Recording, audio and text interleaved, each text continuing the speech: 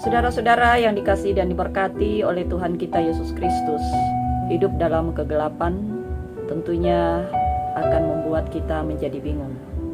Karena dalam kegelapan kita tidak akan pernah mengetahui apa yang akan terjadi, apa yang akan kita lakukan, karena tentunya kita tidak melihat apa-apa.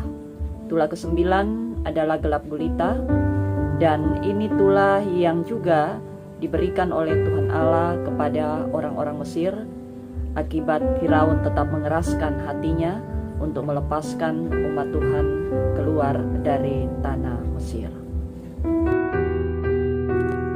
Tulah yang ke-9 adalah gelap gulita selama 3 hari. Musa melakukannya dengan mengulurkan tangannya ke langit, tetapi di seluruh tempat orang Israel tetap ada terang.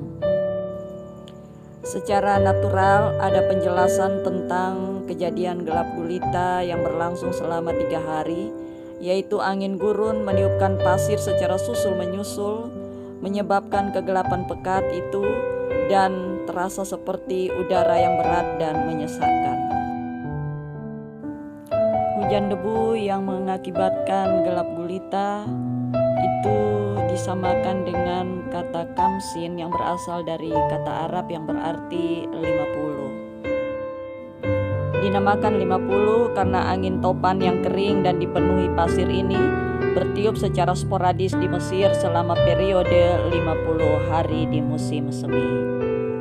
Ketika badai ini melewati suatu daerah, ini akan berlangsung selama beberapa jam dan ia akan membawa sejumlah besar pasir dan debu dari gurun dengan kecepatan hingga 140 km per jam, dan kelembapan di daerah itu turun di bawah 5%. Ketika gelap gulita terjadi selama 3 hari, maka tidak ada aktivitas apapun yang terjadi di tanah Mesir, sehingga Firaun kembali berbicara kepada Musa untuk menyatakan bahwa dia bersedia membebaskan umat Israel untuk keluar dari tanah Mesir asalkan Allah membebaskan mereka dari tulah gelap gulita.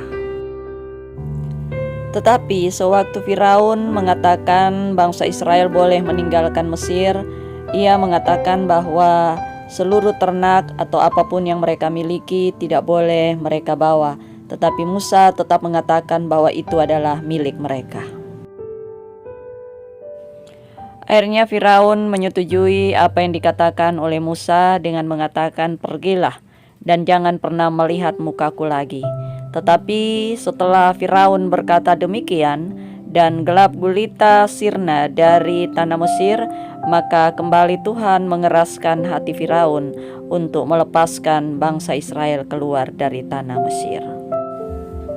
Kegelapan dalam Alkitab sering disamakan dengan dosa, sering disamakan dengan perbuatan-perbuatan yang tidak menyenangkan, sering disamakan dengan kejahatan-kejahatan dunia, sehingga dikatakan juga bahwa gelap dan terang itu tidak pernah bisa untuk disatukan.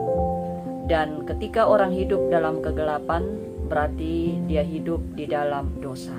Dan ketika orang memilih terang, berarti dia hidup juga di dalam terang Allah. Saudara-saudara yang dikasihi dan diberkati oleh Tuhan kita Yesus Kristus, Yesus berkata, "Akulah terang dunia." Dia datang ke dunia supaya manusia diperdamaikan dengan Allah, supaya hubungan manusia dengan Tuhan Allah yang sudah amat rusak diperbaiki dan manusia kembali layak untuk bisa menerima karya keselamatan. Berada dalam dunia yang gelap gulita, kita akan sangat-sangat mudah untuk tersesat. Berada dalam kegelapan, kita sangat-sangat mudah untuk tergoda melakukan hal-hal yang tidak berkenan di hadapan Tuhan. Dan biarlah ketika Yesus sendiri menjadi terang dunia, kita juga akan hidup di dalam terang, karena kita sesungguhnya adalah gereja yang telah dipanggil dari kegelapan untuk menuju terang Allah. Melakukan apa yang menjadi tanggung jawab kita sebagai gereja, untuk menerangi dunia ini, untuk memberikan kecerahan, untuk memberikan segala sesuatu yang berkaitan dengan tanggung jawab kita, supaya tentunya kehidupan kita juga adalah karya kepada Allah. Tuhan akan menolong kita semua, dan Tuhan akan memberkati kita hari ini dan untuk selama-lamanya. Amin.